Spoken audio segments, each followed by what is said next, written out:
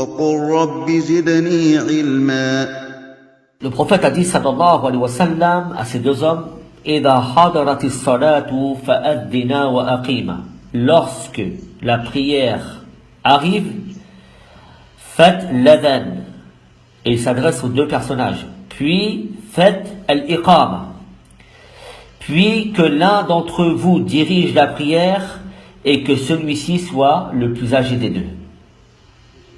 Ceci nous prouve que ces deux personnes-là ont fait une jama'a avec un imam et une personne qui est derrière lui, et cette jama'a et ce nombre a été approuvé et certifié par le prophète sallallahu alayhi wa sallam. Donc la jama'a se compose de deux personnes. Toute personne qui prie en jama'a,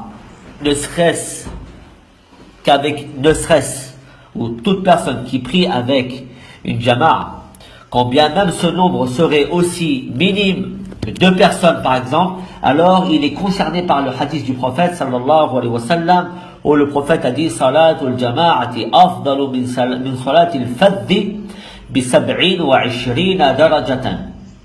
Je vais venir à ce hadith inshallah tabaraka wa ta'ala. La prière en groupe est préférable et a plus de valeur que la prière de celui qui prie seul de 27 degrés. De 27 degrés. Non, c'est comme s'il faisait 27 prières de plus. Non. On a aussi d'autres hadiths qui nous montrent la valeur de prier en groupe, comme le hadith du prophète sallallahu alayhi wa sallam: Inna salat rajuli ma'a rajuli aska min salatihi wahdahu wa salatuhu ma'a rajulayni aska min salatihi ma'a rajuli wa ma kathura fa huwa ahabbu ila Allah. La prière d'une personne avec une autre personne est préférable et meilleure que s'il priait seul. Et la prière d'une personne avec deux autres personnes est préférable que s'il priait avec une seule personne seulement.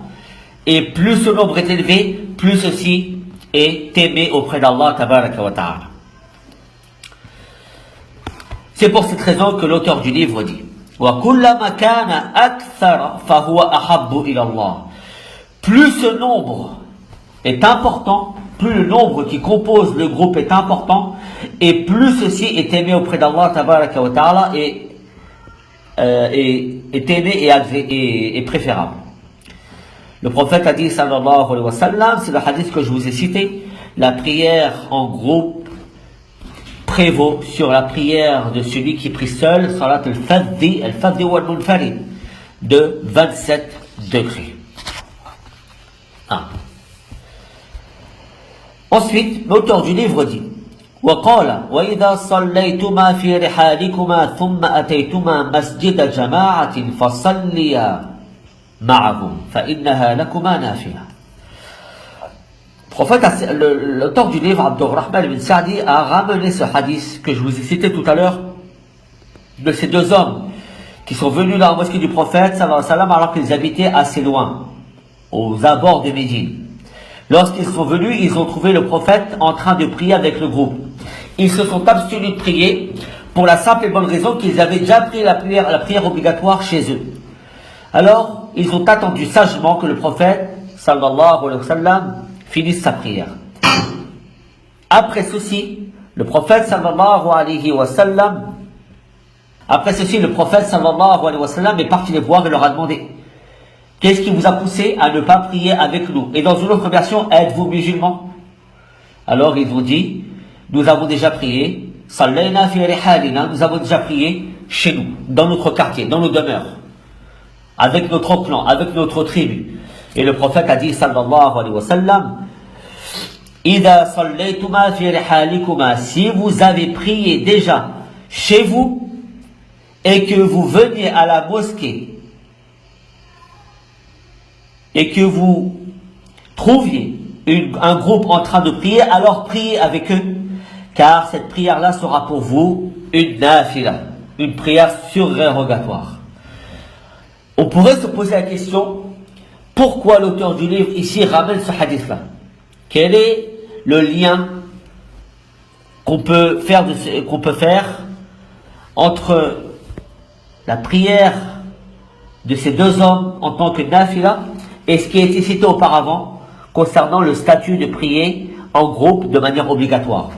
Tout simplement car si le prophète sallallahu alayhi wa sallam a incité ces deux personnes qui avaient déjà prié la prière obligatoire, il les a enjoints de prier avec le groupe, avec la niya de nafila, alors ceci nous montre le mérite et la grande récompense de prier en jama'a, et à plus forte raison l'obligation de prier en groupe concernant les prières obligatoires.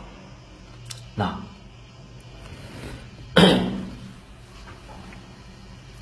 Donc ce hadith-là, il nous prouve quoi? Il nous prouve qu'il est recommandé de recommencer la prière obligatoire pour celui qui l'a déjà prié et qui trouve dans une mosquée ces personnes-là en train de prier. Là. Dans ce cas-là, il prie avec eux, mais il rentre avec la niya de nafila, avec l'intention de prier une prière surrogatoire. Après ceci, l'auteur du livre va citer un hadith, et là on rentre dans une toute autre problématique qui n'est plus liée au statut juridique de la prière en commun, mais qui sera liée maintenant aux règles religieuses qui régissent l'imam. Qu'est-ce que l'imam? L'imam, c'est tout ce qui tourne autour de l'imam. Qui est l'imam? Quelles conditions doit-il remplir pour être imam? Que doit-il faire s'il sort de la prière, s'il rate sa prière? Comment il organise la mosquée? Comment il organise les rangs? Tout ceci est évoqué dans les livres de fiqh dans ce chapitre, Bab al-Imama. L'auteur du livre ici introduit Bab al-Imama par ce hadith-là. Écoutez bien. عن أبي هريرة مرفوعا إنما جعل الإمام ليتم به فإذا كبر فكبروا ولا تكبروا حتى يكبر وإذا ركع فاركعوا ولا تركعوا حتى يركع وإذا قال سمع الله لمن حمد فقولوا ربنا ولك الحمد وإذا سجد فاسجدوا ولا تسجدوا حتى يسجد وإذا صلى قائما فصلوا قياما وإذا صلى قاعدا فصلوا قعودا أجمعون رواه أبو داود وأصله في الصحيحين. Ce hadith-là, c'est un hadith qu'on retrouve dans le Sahih de l'imam al-Bukhari et l'imam Muslim, d'après la version de Abi Hurayrata radiyallahu tabaraka wa ta'ala anhu. Que dit ce hadith? Il me semble que j'avais déjà cité ce hadith-là lorsqu'on avait parlé de la discrétion de la prière. Quoi qu'il en soit, ce hadith-là a été rapporté par l'imam al-Bukhari ou Muslim d'après la version de Aïcha et ici par Abu Daoud d'après la version de Abi Hurayra. Le prophète a dit sallallahu alayhi wa sallam, certes l'imam a été institué dans la religion afin qu'il soit suivi. Lorsqu'il prononce le takbir, alors prononcez le takbir. Et ne prononcez pas le takbir avant qu'il n'ait prononcé le takbir. C'est-à-dire, ne le devancez pas dans ceci. Et lorsqu'il s'incline, inclinez-vous avec lui et ne vous inclinez pas avant qu'il ne se soit incliné. Et ne vous inclinez pas avant qu'il ne se soit incliné. Et lorsqu'il dit Sami Allahu liman hamida, dites Rabbana wa lakal hamd. Et lorsqu'il se prosterne, prosternez-vous et ne vous prosternez pas jusqu'à ce qu'il se prosterne. Et s'il prie debout, alors priez debout. Et s'il prie assis, alors priez tous assis. C'est un hadith qui est relativement clair de sens et qui nous montre clairement que celui qui est dirigé par un imam se doit de le suivre dans ses faits et gestes, sauf si cet imam est dans l'erreur. Dans ce cas-là, il ne le suit pas. Alors ce hadith-là, il a beaucoup d'enseignements. Il nous montre plusieurs choses. Premièrement, que l'imam doit être suivi obligatoirement. Et j'avais déjà parlé de ce problème lorsque nous avions étudié les règles relatives aux deux prosternations de distraction. C'est peu qu'une personne, elle prie derrière l'imam par exemple, et par inadvertance, par insouciance, yukhalifu l'imam, c'est-à-dire il contredit l'imam dans ce qu'il fait. Ou alors il oublie de faire quelque chose que l'imam a fait. Alors il se peut que sa prière en soit altérée, voire annulée complètement. Donc ce hadith-là vient nous rappeler que la personne, elle se doit de suivre l'imam dans ses moindres faits et gestes qui renvoient à la prière, dans le cadre de la prière uniquement. Ça c'est un. Deux, ici, il y a quelque chose, barakallahu fikum. Lorsqu'on reprend la fin du hadith, le prophète a dit, sallallahu alayhi wa sallam, lorsque l'imam prie debout, priez debout. Et lorsqu'il prie assis, priez tous assis, sans exception. Alors ici, ceci va me permettre d'introduire une mas'ala qui peut, c'est-à-dire une problématique qui peut se produire parmi vous. C'est lorsque l'imam, pour X raisons, ne peut pas prier debout. Comment les gens derrière doivent-ils prier? Est-ce qu'ils doivent suivre l'imam et s'asseoir avec lui? Ou alors est-ce qu'ils doivent rester debout? Donc si on s'en tient au hadith que nous venons de citer, on dira tout simplement, si l'imam il est assis, on va s'asseoir avec lui. Or, nous avons ce qui s'est passé avant la mort du prophète sallallahu alayhi wa sallam, lorsque le prophète priait assis et que les gens derrière étaient debout. On pourrait dire que ceci vient contredire le hadith authentique. C'est pour cette raison, barakallahu fikum, que les savants ont divergé sur cette problématique. Et ils ont trois approches différentes. La première approche, c'est qu'ils ont réuni tous les hadiths et ils en ont tiré des règles religieuses. Et c'est d'ailleurs ce qu'il faut faire en priorité dans ce genre de problème.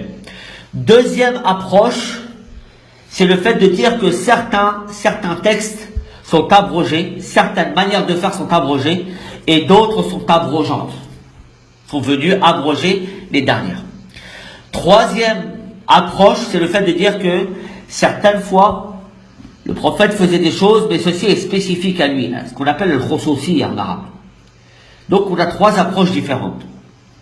Lorsqu'on est confronté à ceci, ce qu'il faut faire d'abord, si on veut avoir une méthodologie cohérente et juste, il faut d'abord appliquer la première approche, c'est-à-dire essayer de rassembler tous les hadiths sur la question et en déduire les textes religieux. S'il y a moyen de rassembler tous les hadiths sans qu'ils se contredisent les uns les autres, alors dans ce cas-là, il est un devoir pour nous d'emprunter cette méthodologie.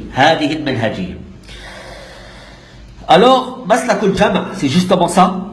C'est le fait de dire, si on reprend tous les hadiths du prophète, lorsqu'il pria debout, lorsqu'il pria assis, lorsqu'il ordonna aux gens de s'asseoir derrière lui, lorsqu'il ordonna aux gens de rester debout, si on rassemble tout ceci, on peut en déduire les conclusions suivantes. Premièrement, si l'imam commence la prière debout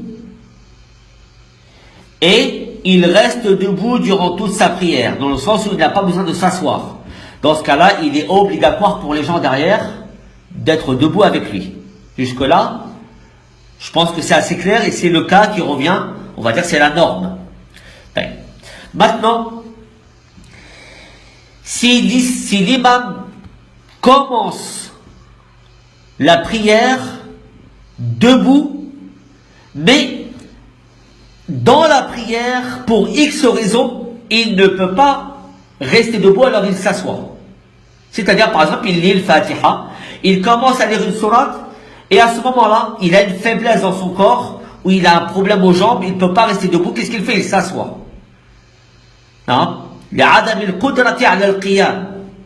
Donc celui-là,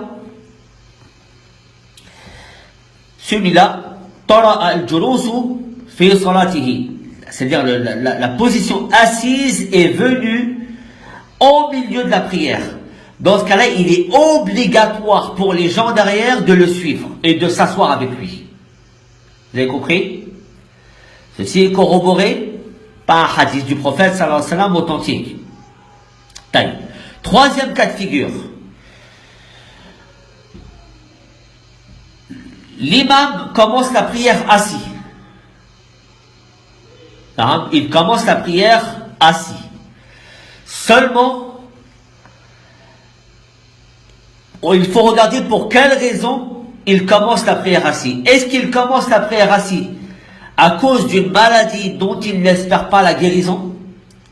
Ou alors il commence la prière assis à cause d'une incapacité ou d'une maladie dont il espère la guérison dans le futur? Il faut faire le tafsil ici. Si il commence à prier assis, mais à cause d'une maladie passagère dont il espère la guérison par la suite, alors dans ce cas-là, les gens prieront assis avec lui. Ceci est corroboré par le hadith. Lorsque le prophète sallallahu alayhi wa sallam, à un moment donné, tomba de sa monture et se blessa et s'écorcha tout le flanc gauche. De telle sorte qu'il avait du mal à se tenir debout dans la prière. Donc lorsqu'il dirigeait la prière, il commençait assis.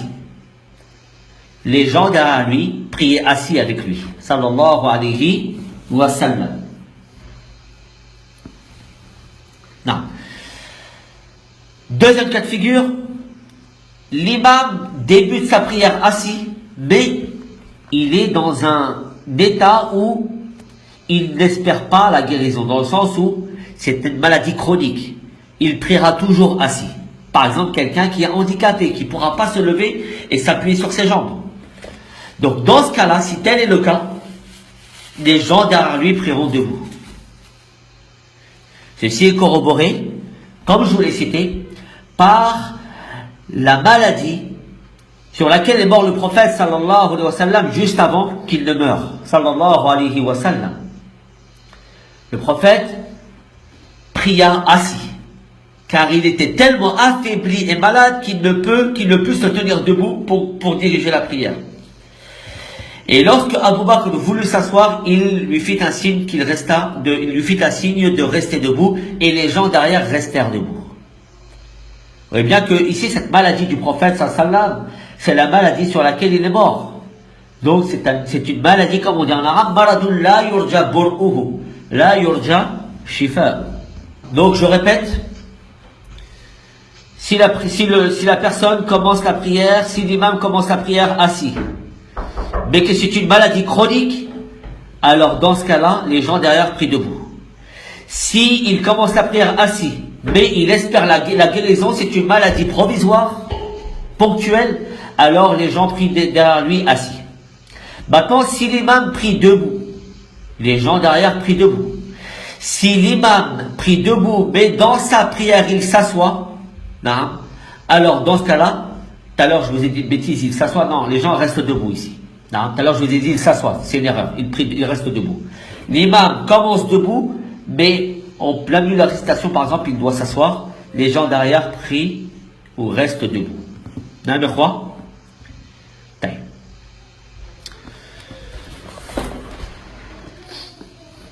Ensuite, toujours dans les règles régissant l'imam, le prophète a dit sallallahu alayhi wa sallam, يَأُمُّ الْقَوْمَ أَقْرَأُهُمْ لِكِتَابِ اللَّهِ فَإِنْ كَانُوا فِي الْقِرَاءَةِ سَوَاءً فَأَعْلَمُهُمْ بِالسُّنَّةِ فَإِنْ كَانُوا فِي السُّنَّةِ سَوَاءً فَأَقْدَمُهُمْ هِجْرَةً فإن كانوا في الهجرة سواء فأقدمهم سلما أو سنا ولا يؤمن رجل في سلطانه ولا يقعد في بيته على تكريمته إلا بإذنه رواه مسلم. Le prophète a dit sallallahu alayhi wa sallam dans ce hadith, celui qui est le plus à même de diriger la prière est celui qui connaît le plus le livre d'Allah. Si les gens sont équivalents dans la connaissance du livre d'Allah, dans sa lecture et dans sa connaissance, c'est-à-dire dans son hifd, sa mémorisation, alors on fera devancer celui qui est le plus savant d'entre eux dans la sunna. Et s'ils sont équivalents dans la connaissance de la sunna, alors on fera devancer celui qui est le plus ancien dans l'émigration. Celui qui est précurseur dans l'émigration. Et s'ils sont équivalents dans l'émigration, alors on fera devancer celui qui s'est converti le premier à l'islam, celui qui est le plus ancien dans l'islam, et ou alors celui qui est le plus avancé en âge. Puis le prophète a dit sallallahu alayhi wa sallam, l'homme ne doit pas diriger celui qui détient un pouvoir. De même que la personne ne doit pas s'asseoir sur la place réservée d'une personne chez lui, sauf s'il lui autorise. Fin du hadith. Non. Que signifie ceci? Les savants ont divergé sur ce hadith sur deux madhhabs différents. Notamment la parole du prophète sallallahu alayhi wa sallam, celui qui dirige les gens et qui est le plus à même de diriger les gens, le plus à même d'être l'imam, est celui qui connaît le plus le Coran dans sa lecture et dans sa mémorisation. Ça, c'est objet à divergence chez les savants. Dans quel sens? Certains ont dit, on prend le hadith à la lettre. Donc, toute personne qui est hafiz Coran, il sera plus à même d'être imam que n'importe qui d'autre qui ne l'est pas. Non. Et ça, c'est l'avis de l'imam Abu Hanifa, l'imam Thawri et l'imam Ahmed, et d'autres savants. Mais parmi les grands savants, il y a ces trois-là qui considèrent qu'il faut approcher ce hadith dans son sens littéral. D'autres ont dit, non, ici ce qui est voulu, lorsque le prophète a dit sallallahu alayhi wa sallam, aqra'uhum li kitabillah, celui qui est le plus connaisseur du livre d'Allah, ce n'est pas dans la mémorisation, c'est dans le tafsir, dans le sens des versets. C'est-à-dire celui qui est le plus versé dans les sens du Coran. Vous avez compris? Et là, ça c'est l'avis de l'imam Malik, de l'imam Shafi'i, et une des versions de l'imam Abi Hanifa. Taïb. Ala kulli hal, les savants s'accordent à dire qu'en général, à l'époque, au temps des salafs, celui qui était le plus savant était forcément hafid Coran.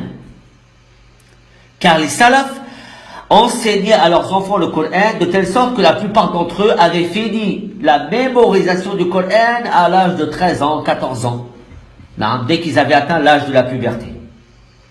Donc c'était quelque chose qui était scellé, ficelé. Et ensuite, ils perfectionnaient leur parcours religieux par la suite. Donc, en général, chez les salafs, celui qui est versé dans la science, il est forcément hafid li kitabillah, donc c'est celui-là qui est mis en avant pour être l'imam. On pourrait prendre aussi ce mas'ala ou cette façon de raisonner de l'autre côté en disant que, d'une manière générale, quelqu'un qui est hafid li kitabillah, il a un minimum de chance par rapport à celui qui ne l'est pas. Il faut savoir qu'à notre époque, on a, comme a dit le prophète sallallahu alayhi wa sallam, il arrivera un temps où il y aura beaucoup de lecteurs, mais peu de savants. Beaucoup de lecteurs du Coran, mais peu de savants. C'est-à-dire que les gens lisent le Coran, mais ils n'en comprennent pas le sens. Ils excellent dans la récitation du Coran, dans le tajwid, dans la psalmodie du Coran, mais ils ne sont pas savants et connaisseurs des sens et des trésors du Coran. Ça, c'est un constat aussi que l'on peut faire à notre époque. C'est pour ceci qu'il faut faire attention lorsqu'on prend ce hadith, à savoir qui on va faire devancer pour faire l'imam. Il faut savoir, et ça c'est l'avis de Ibn Hajar al-Asqalani et d'autres grands savants, min al-muhaqqiqin, qui disent que celui qui est imam, celui qu'on fait devancer pour être imam, c'est avant tout un connaisseur des règles de l'imam. C'est-à-dire qu'on ne fait pas devancer n'importe qui pour être imam. Quelqu'un qui ne sait pas rattraper la prière, on ne le fait pas devancer pour guider les gens. Quelqu'un qui ne sait pas lire le Coran correctement, et notamment Al-Fatiha, qui est un pilier de la prière, il ne doit pas diriger les gens. Quelqu'un qui ne sait pas comment agir si, en tant qu'imam, il doit sortir de la prière, alors celui-là, il n'a pas sa place en tant qu'imam. L'imam, il doit connaître toutes ces règles de base, et même plus, concernant l'imam, afin qu'il soit, Inch'Allah, plus à même de pouvoir diriger la prière correctement et de faire face à toutes les situations extrêmes qui peuvent se produire. Non. Donc, barakallahu fikum, l'imam, d'une manière générale, c'est celui qui est le plus connaisseur du Coran, celui qui est le plus savant aussi des règles qui régissent l'imam. Aussi, dans ce hadith-là, donc le prophète sallallahu alayhi wa sallam a dit, s'ils sont équivalents dans la récitation ou dans la science du Coran, alors on regardera la sunna. Et s'ils sont équivalents dans la sunna, alors on regardera celui qui a émigré en premier. Tout ceci nous montre l'importance de la hijra, barakallahu fikum, et sa valeur. Et s'ils sont équivalents, s'ils ont fait la hijra en même temps, alors dans ce cas-là, on regardera celui qui s'est converti en premier. Car vous n'êtes pas sans savoir, barakallahu fikum, que durant au temps du prophète sallallahu alayhi wa sallam, les premiers musulmans exposaient leur vie, mettaient leur vie en danger dès lors qu'ils rentraient en islam. Effectivement, ceux qui se sont convertis dans les premiers temps ne sont pas comme ceux qui se sont convertis peu de temps avant la mort du prophète sallallahu alayhi wa sallam. Les sous-sawa, ils ne sont pas équivalents, car les tout premiers qui se sont convertis savaient en connaissance de cause qu'ils mettaient leur vie en danger et en péril. Et la plupart des sahaba qui n'avaient pas de soutien parmi les Qurayshites se faisaient châtier pour leur islam durant la période mécoise, chose qui n'existait pas durant la période médinoise. Je vous renvoie ceci à la parole d'Allah dans surat Al-Hashr, dans surat Al-Hadid, où Allah tabaraka wa ta'ala fait une distinction entre ceux qui ont dépensé avant le hijra, avant le fath, et ceux qui ont dépensé après le fath. Que dire alors de ceux qui ont donné de leur personne avant le hijra et de ceux qui ont donné de leur personne après le hijra? Là, il faut savoir, dans le fadl, dans la reconnaissance, dans les bienfaits, ne sont pas équivalents. Mais Allah récompensera chacun selon son islam et selon son ancienneté. Le prophète a dit aussi ici, sallallahu alayhi wa sallam, on ne doit pas diriger une personne de pouvoir. Autrement dit, une personne qui a un pouvoir dans la société, par exemple un ministre, un chef, un émir, un président, si il arrive dans la mosquée, alors c'est lui qui doit diriger la prière, à la condition qu'il connaisse les règles qui régissent l'imam. S'il ne sait pas prier, il ne va pas devancer la prière. Mais chez les salafs, souvent quand vous lisez les récits des salafs, qu'est-ce que vous voyez? Vous voyez que le calife, il a fait une khutbah tel Jumu'ah, il a dirigé la prière de l'Eid tel Jumu'ah, tel jour, il a prié pour les gens tel jour. Omar ibn al-Khattab, c'est lui qui dirigeait la prière. Le prophète lui-même, c'est lui qui dirigeait la prière. Donc l'imam, le chef, à la base, s'il vient dans la mosquée prier, c'est lui qui est, donc je disais donc que le prophète a dit sallallahu alayhi wa sallam, la ya'ummanna rajulu rajula fi sultanihi. De même, quelqu'un qui est chez lui, le maître de maison, c'est lui le chef chez lui. Donc si un groupe devait se faire, une jama'a devait se former chez lui, alors c'est lui qui a la priorité pour être l'imam sur les autres. Sauf s'il décide de son propre chef de déléguer l'imama à une autre personne.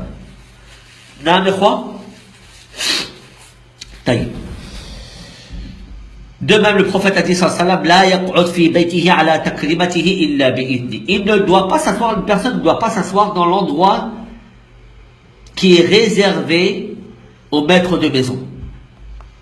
Toute personne chez lui a un endroit, notamment pour les pères de famille, surtout, a un endroit où il a sa place, où il a un endroit réservé, où il n'autorise personne, de manière générale, à s'asseoir ou à prendre cette place. Et donc, quand un invité arrive, cet invité-là ne doit pas s'asseoir dans cette place-là. C'est ce que dit ici le prophète, sallallahu alayhi wa sallam, sauf si ce dernier lui autorise. Une autre problématique ici, importante, barakallahu fikum, très importante même. La prière derrière un homme pervers, un homme dévoyé, un homme désobéissant, est-elle valide? La prière derrière un homme qui fait des innovations religieuses, par exemple, est-elle valide? Tout dépend quelle innovation religieuse.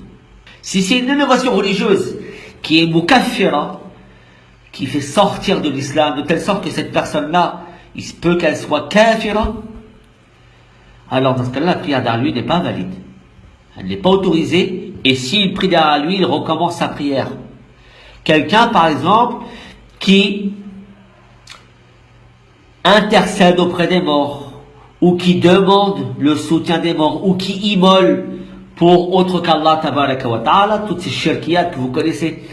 Alors, si cette personne-là, après que les arguments lui étaient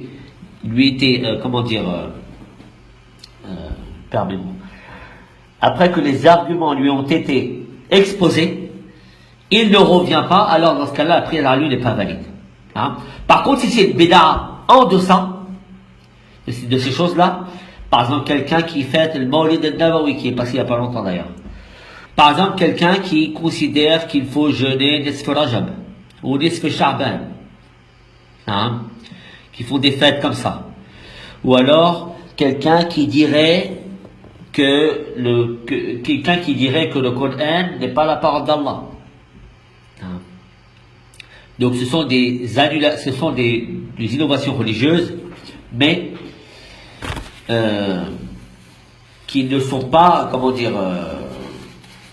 concernant le Coran, c'est autre chose. Mais par exemple, quelqu'un qui dirait que on peut fêter le jour de l'an, c'est une adoration religieuse, on peut jeûner le Nisf Rajab, la moitié du mois de Rajab, qu'on peut faire le Hajj par exemple comment s'appelle la ville, Touba, en Afrique. Donc ce sont des innovations religieuses, barakallahu fikum, mais elles ne font pas sortir de l'islam, jusqu'à preuve du contraire. Donc la prière derrière lui reste valide. De même, la prière derrière tout homme qui fait des péchés, en plein jour. S'il est imam et s'il fait la prière correctement, la prière derrière lui reste valide. De même, quelqu'un qui fréquente les femmes, dès lors qu'il est musulman, quand bien même il fréquente les femmes, la prière derrière lui reste valide. Il ne faut pas que, pour le simple fait qu'une personne fait des péchés, les gens ne prient pas derrière lui, car ceci viendrait au final amener à ce que les gens délaissent le Jama'a complètement. Ceci, bien sûr, ce n'est pas ce qui est souhaité en islam. Aussi, une autre problématique, Cheikh Sa'di rahmallah tabaraka wa ta'ala dit que la prière de l'imam qui n'a pas respecté un des piliers est valide, à la condition qu'il ait une excuse valable. C'est ce que j'ai expliqué tout à l'heure, lorsque l'imam prie assis. Vous savez très bien que parmi les piliers de la prière, il y a le fait de se positionner debout. Or, l'imam, le prophète sallallahu lui-même, a prié assis. Donc il a eu un manquement par rapport à un pilier. Or, ce manquement,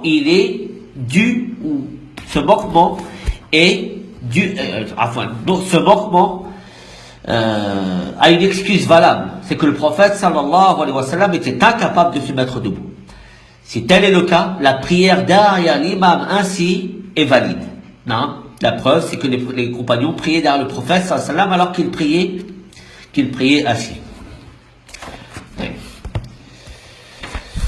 Ensuite, l'auteur du livre dit وينبغي أن يتقدم الإمام وأن يترصى المأمومون ويكمل الصف الأول فالأول.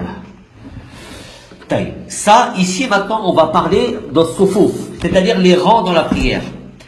Et le soufouf, les rangs dans la prière, c'est une des prérogatives de l'imam. C'est lui qui se charge, c'est sa fonction, une de ses fonctions premières, c'est lui qui se charge de d'aligner les rangs et d'ordonner à ce qu'ils soient correctement alignés et bien remplis. L'auteur du livre dit, il convient à l'imam qu'il doit s'avancer, puis que les gens derrière se doivent de se coller les uns les autres et de compléter les rangs du premier, ainsi de suite, du premier, deuxième, troisième, jusqu'à la fin. Concernant les rangs, barakallahu fikum, il y a plusieurs choses à dire. Premièrement, le meilleur des rangs pour les hommes, c'est le premier. C'est celui qui a le plus de valeur. Et le meilleur des rangs pour les femmes, c'est le dernier. Car le prophète a dit, sallallahu alayhi wa sallam, أفضل صفوف الرجال أولها وشرها آخرها. Le meilleur des rangs pour les hommes, c'est le premier, et le pire, c'est le dernier.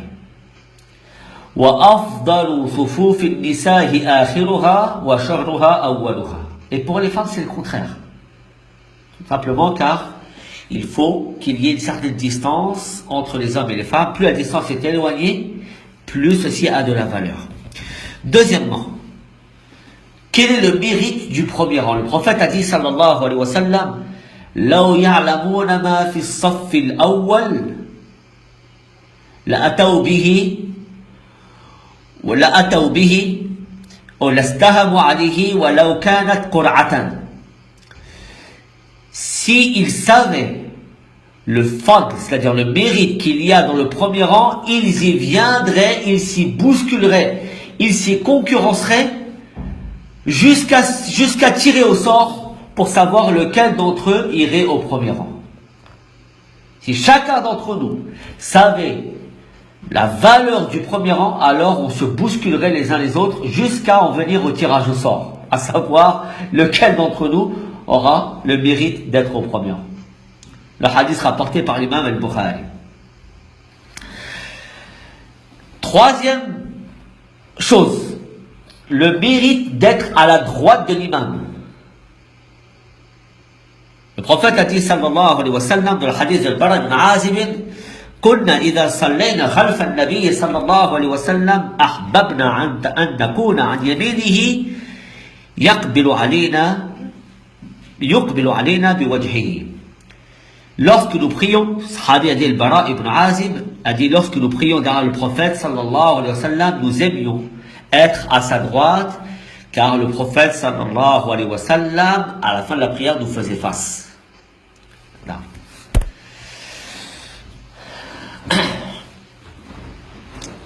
Ensuite, parmi les règles qui régissent les rangs, le prophète a dit sallallahu alayhi wa sallam que celui qui doit être derrière l'imam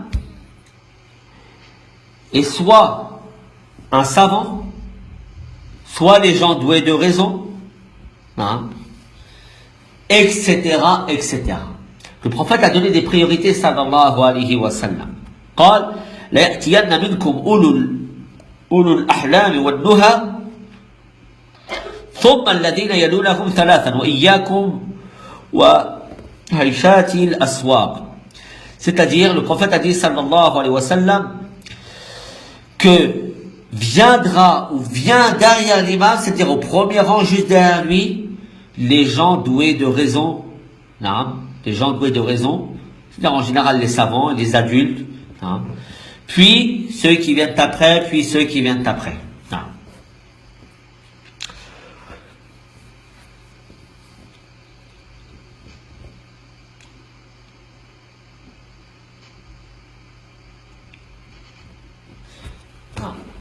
D'ailleurs, le prophète sallallahu alayhi wa sallam aimait que soit derrière lui al-muhajirun wal-ansar, les émigrés ou les émigrés et les auxiliaires.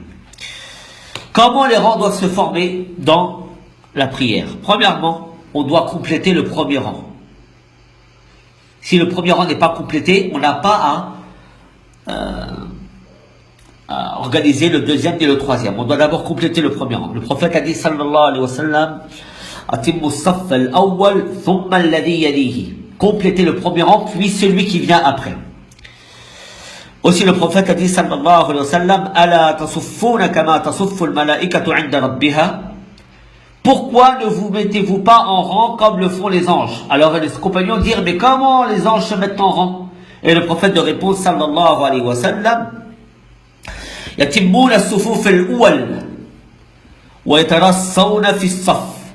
Ils complètent le premier rang et les premiers rangs ici, puis ils se collent les uns les autres. Yatarassawna. Rapporté par l'imam Muslim. Ensuite, on a le problème de l'alignement des rangs. Tasmiyatu sufuf. Le prophète a dit sallallahu alayhi wa sallam, la tasawwanna sufufakum aw la yukhallifanna Allahu bayna wujuhikum. Vous allez aligner vos rangs ou alors Allah va semer la discorde dans vos cœurs. Vous allez aligner vos rangs. Ici, la formulation en arabe implique qu'il y a un ordre du prophète sallallahu alayhi wa sallam qui est appuyé et emphasé. La tusawwunna sufufakum aw la yukhallifanna Allahu bayna qulubikum. Ou sinon, si vous ne le faites pas, si vous n'alignez pas vos rangs correctement, Allah sèmera la discorde dans vos cœurs. Là. Le prophète a dit aussi sallallahu alayhi wa sallam, sawwu sufufakum, alignez vos rangs. Non. Celui qui, comme je l'ai dit tout à l'heure, celui qui a la charge d'aligner les rangs, c'est l'imam. Il peut même, comme ceci a été rapporté dans la sunna, et plusieurs compagnons le faisaient aussi, l'imam peut même tourner dans les rangs lui-même et s'assurer que les rangs sont bien droits. Faire ceci est une sunna, barakallahu fikum, même si ça peut gêner certaines personnes. Ou alors l'imam peut déléguer des gens dans la prière, enfin peut déléguer des gens parmi les rangs, afin que ceux-ci accomplissent cette tâche d'alignement des rangs. Comme le prophète sallallahu alayhi wa sallam ordonnait à certains compagnons de s'assurer que leurs rangs étaient droits, notamment les rangs qui étaient derrière. Non. Une autre problématique très importante, barakallahu fikum, c'est le statut de celui qui prie tout seul derrière les rangs. Celui qui prie tout seul derrière les rangs. Non. C'est pour ceci que l'imam Abdurrahman ibn Sa'd dit وَمَنْ صَلَّ فَدًّا رَكْعَةً خَلْفَ الصَّفِّ لِغَيْرِ عُذْرٍ أَعَادَ صَلَاتَهُ. Celui qui prie seul une raka'a derrière le rang sans excuse valable, alors il recommence sa prière. C'est-à-dire sa prière n'est pas valide. Taïb. Pour comprendre ceci, barakallahu fikum, il faut savoir que, à la base, les rangs doivent être droits et les gens doivent être collés les uns les autres dans les rangs. Autrement dit, s'il y a des espaces entre deux personnes, la personne qui arrive derrière, elle se doit de rentrer dans cette furja, dans cet espace vide. Non, il se doit de rentrer dans cet espace vide. Par contre, si les deux personnes, ou si toutes les personnes sont bien collées, dans ce cas-là, il ne doit pas faire du forcing. Enfin, lorsqu'une personne prie derrière les rangs, seule, alors, il y a trois avis chez les savants. Le premier, c'est que sa prière n'est pas acceptée, dans l'absolu. Qu'il ait une excuse ou non. Que les rangs devant lui soient complets ou non, s'il prie tout seul derrière, sa prière n'est pas acceptée. La tasihhu salatuhu mutlaqan. Ça, c'est l'avis de l'imam Ahmed, wa Ishaq, al-Nakha'i, wa Ibn al-Mundhir. Deuxième avis, sa prière est valide, seulement elle est détestable s'il n'y a pas d'excuse valable. Par exemple, une personne rentre dans la mosquée, il voit le dernier rang complet. Si il a des excuses valables, donc pas de problème. Il priera tout seul. Par contre, s'il voit un espace vide, malgré ceci, il prie tout seul derrière, cela, ils disent que sa prière est valide, mais c'est makrouh. C'est détestable. Le mieux, c'est qu'il fasse du forcing pour rentrer dans le rang précédent. Troisième avis, c'est l'avis le plus authentique, c'est qu'il y a un tafsil à faire. C'est l'avis de l'imam Hassan al-Basri, le Cheikh al-Islam ibn Taymiyyah, Ibn al-Qayyim, Cheikh al-Uthaymin et d'autres grands savants. Ils disent quoi? Ils disent que celui qui rentre dans la mosquée et qui voit que le rang est complet, de telle sorte qu'il n'y a pas moyen de rentrer dans ce rang, alors il prie tout seul, sa prière derrière est valide. Pourquoi? Car il prie tout seul les udr, par une excuse légitime et valable. Il n'a aucune manière, aucun moyen de rentrer dans le rang. Entre parenthèses ici, si une personne elle rentre dans la mosquée et il voit que tous les rangs sont complets et que lui il se retrouve tout seul derrière, s'il a la possibilité de prier à côté de l'imam, alors il le fait. Ceci a été rapporté de plusieurs compagnons.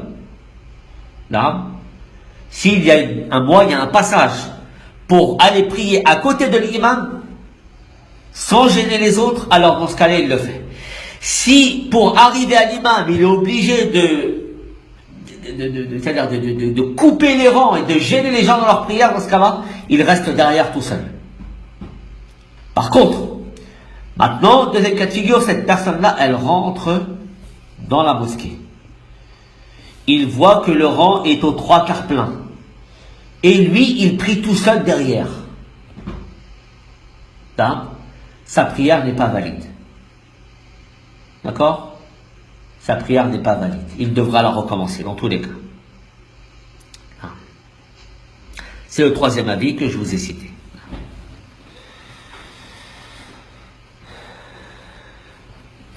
Donc, barakallahu fik, dès qu'il vient à la mosquée, s'il voit l'espace pour prier dans le rang précédent, alors il se doit d'y rentrer obligatoirement.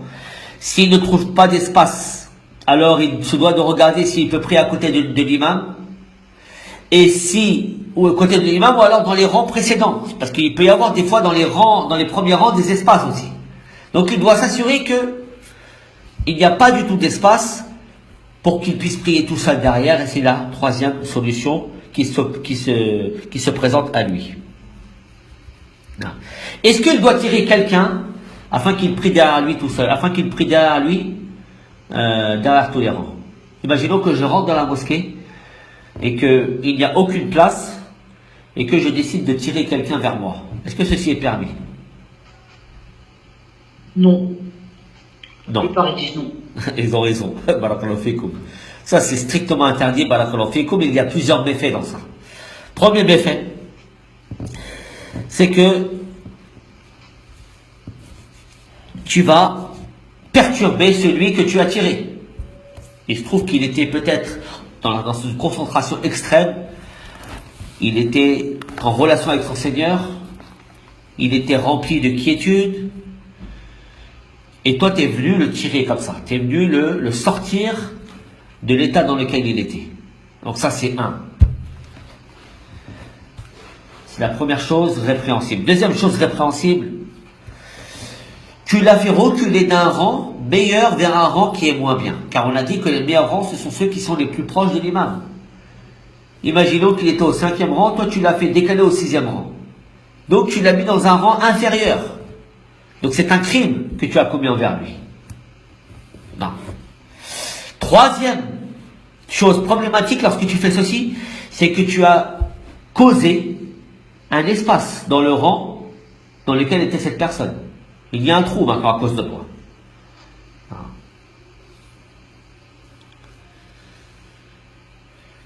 Donc, barakallahu fikoum, ceci est strictement interdit, même si certains savants voient que l'on peut tirer la personne vers soi, comme c'est le cas de l'Ahnaf, l'Hanifiyya, madhab al-Imam al-Hanafi, ou al-Shafi'iyya, et d'autres grands savants. Mais le qawl sahih, barakallahu fikoum, c'est qu'il est strictement interdit de faire ceci. Jazakumullahu khayr jaza.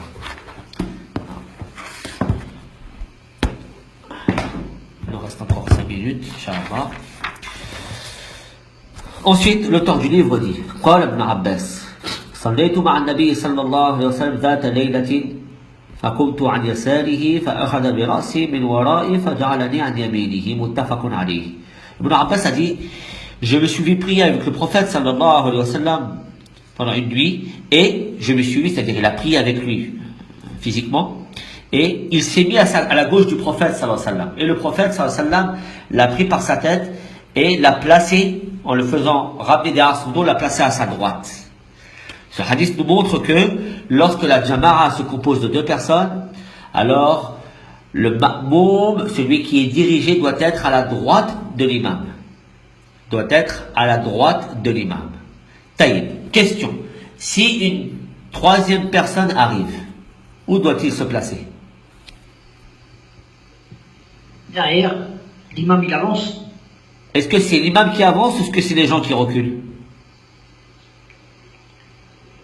Les gens ils disent, enfin les frères ils disent c'est les gens qui reculent. Moi je sais pas. Taïeb, dans le hadith qu'a cité ici là, Abdurrahman bin Ziyadi, est-ce que c'est le prophète qui a bougé ou c'est Abdullah ibn Abbas?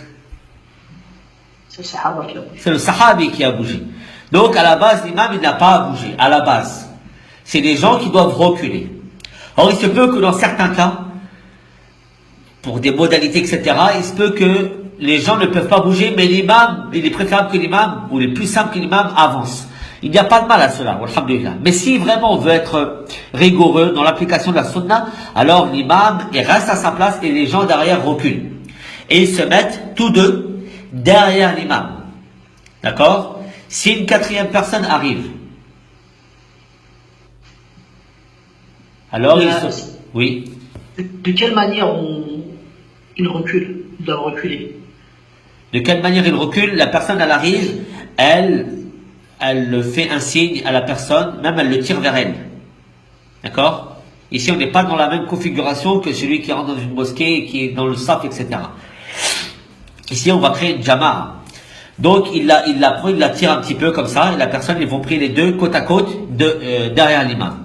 Si une troisième personne arrive, où va-t-elle se placer? À la droite de ces deux personnes ou à leur gauche? Il y a eu droite, une réponse. Droite. Très bien, on commence d'abord toujours par la droite. Donc, à la droite. Puis une cinquième personne arrive, où elle se met? À la gauche. Puis une sixième personne arrive, comment elle se met? À la droite. Puis à la gauche. Puis à la droite. Il faut que le saf parte du milieu et s'étende de part et d'autre.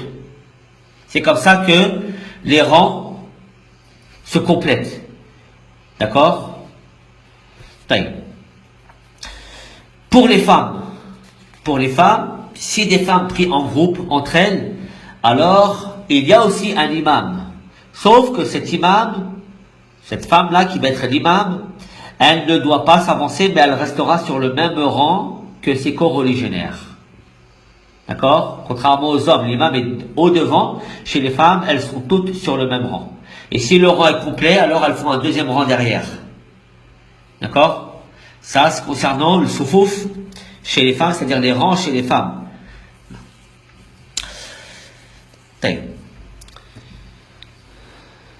Le prophète a dit, sallallahu alayhi wa sallam, je reprends le livre ici, وَإِذَا سَمِعْتُمُ الْإِقَامَةَ فَامْشُوا إِلَى الصَّلَاةِ وَعَلَيْكُمُ السَّكِينَةُ وَالْوَقَارُ وَلَا تُسْرِعُوا فَمَا أَدْرَكْتُمْ فَصَلُّوا وَمَا فَاتَكُمْ فَأَتِمُّوا مُتَّفَقٌ عَلَيْهِ. On rentre ici, pour finir le chapitre, dans les règles de bienséance qui se rapportent au fait d'aller à la mosquée et de partir à la mosquée. Le prophète a dit, sallallahu alayhi wa sallam, lorsque vous entendez l'appel à la prière, partez à la prière rempli de quiétude et de sérénité. Et ne vous précipitez pas. Et si vous fama adraktum fasallu, si vous arrivez à temps, alors priez avec eux. Et ce que vous avez raté, alors complétez-le. Muttafaqun alayhi, c'est un hadith reconnu unanimement authentique. Autrement dit, ici, le prophète sallallahu alayhi wa sallam nous apprend que lorsqu'une personne se rend à la prière, elle doit se rendre dans la prière dans un état précis, dans un état d'esprit précis. Il doit être dans une quiétude et une sérénité de telle sorte qu'il se prépare à cette prière. Une personne qui va à la mosquée en courant, celui-là, il va arriver dans sa prière, il pensera à tout sauf à sa prière. Il pensera déjà à reprendre son souffle, à reprendre ses esprits. Si il a eu, s'il est un métabolisme qui est assez faible, alors aussi, il risque d'en pâtir. Cette personne risque d'en pâtir aussi vis-à-vis de ses muscles. Donc il ne sera pas concentré dans sa prière. Donc le prophète nous apprend à y aller avec calme et sérénité. Et ceux qu'on rattrapera de la prière, alors ce sera compté comme tel. Et ceux que l'on aura raté, alors on devra le compléter tout simplement. وفي الترمذي إذا أتى أحدكم الصلاة والإمام على حال فليصنع كما يصنع الإمام. Lorsque l'un d'entre vous, ça c'est la parole du prophète sallallahu, lorsque l'un d'entre vous se dirige vers la prière et qu'il trouve l'imam dans une certaine position, alors qu'il fasse exactement ce que fait l'imam. S'il trouve l'imam en inclinaison, alors il fait takbiratul ihram et il part en inclinaison. S'il trouve l'imam en sujoud, alors il fait takbiratul ihram et il descend en sujoud, etc., etc. Il se doit de rejoindre l'imam dans l'état dans lequel il se trouve au moment où il rentre dans la prière. Il y a aussi ce qui a été rapporté de Abi Bakrata, Sahab al-Jalil, lorsqu'il rentrait dans la prière et il vit les gens en inclinaison. Le recours. Vous savez que le recours, c'est ce qui marque, c'est le marqueur justement entre la raka'a et la suivante. De telle sorte que si on arrive avant le recours, la raka'a est rattrapée. Si on arrive après le recours, la raka'a est ratée. Il va falloir la rattraper par la suite. Alors, Abi Bakrata a vu les gens comme ça. Qu'est-ce qu'il a fait? Dès qu'il est rentré dans la mosquée, il a dit Allahu Akbar, il s'est mis au recours et il a avancé comme ça en recours jusqu'à ce qu'il a rejoint le rang. Tout ça pour ne pas rater la raka'a en question. Le prophète sallam l'a repris par la suite. Il lui a dit justement ceci. Il lui a dit, si tu arrives au moment de la prière, alors prie, et ce que tu as raté, tu le rattraperas. Donc vous voyez que même si on voit l'imam dans cet état-là, et qu'on a peur de rater la raka'a, alors il ne faut pas courir, barakallahu fikum. Et le fait de ne pas courir, c'est appliquer la sunna. Rappelez-vous ce qu'avait dit un homme à l'imam Malik. Il lui a dit, l'imam Malik c'était un imam de Médine. Il lui a dit, ya imam, j'ai envie de mettre l'état d'ihram, c'est-à-dire l'habit de sacralisation, et de proclamer mon hajj ma umrah à côté de la tombe du prophète. Alors l'imam Malik lui a dit, ne le fais pas. Il lui a dit pourquoi? Il a dit parce que le prophète sallam, lorsqu'il proclamait la sacralisation, kana yuhillu bi Dhil Hulayfa, il se sacralisait à Dhil Hulayfa, à quelques kilomètres au sud de Médine, à peu près 4 kilomètres. Alors, l'homme il a dit quoi? Il a dit, quelle est la différence entre la tombe du prophète et Dhil Hulayfa, si ce n'est quelques kilomètres? Pourquoi Allah va me châtier pour ceci? L'imam Malik lui a dit, Allah ne va pas te châtier pour quelques kilomètres en plus, mais il va te châtier pour le simple fait que tu as contredit la sunna du prophète sallallahu alayhi wa sallam. Donc, mukhalafatu sunnah, yata'arradu bihi al-insanu ala al-itab wal-iqab. Celui qui contredit la sunna, celui-là, il s'en prendra qu'à lui-même. Donc, lorsqu'on arrive dans la mosquée, toi, tu as envie de rattraper la prière avec l'imam, de rattraper cette raka'a, mais la sunna, elle te dit de ne pas te précipiter. Donc, qu'est-ce qu'on fait prévaloir, barakallahu fikum? On fait prévaloir l'ordre du prophète, sallallahu alayhi wa sallam. Si tu vas arriver en avance, tu pars plutôt de chez toi. Jazakumullahu khairan jaza. La ikhwa, wallahu a'lam. Nas'alullah tabaraka wa ta'ala an yahdiyana wa yahdiya bina wa ja'alana sababan liman ihtada. Wa nas'aluhu tabaraka wa ta'ala al-huda wa al-tuqa wa al-'afaf wa al-ghina.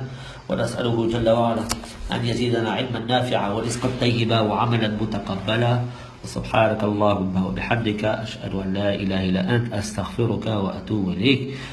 وقل رب زدني علما.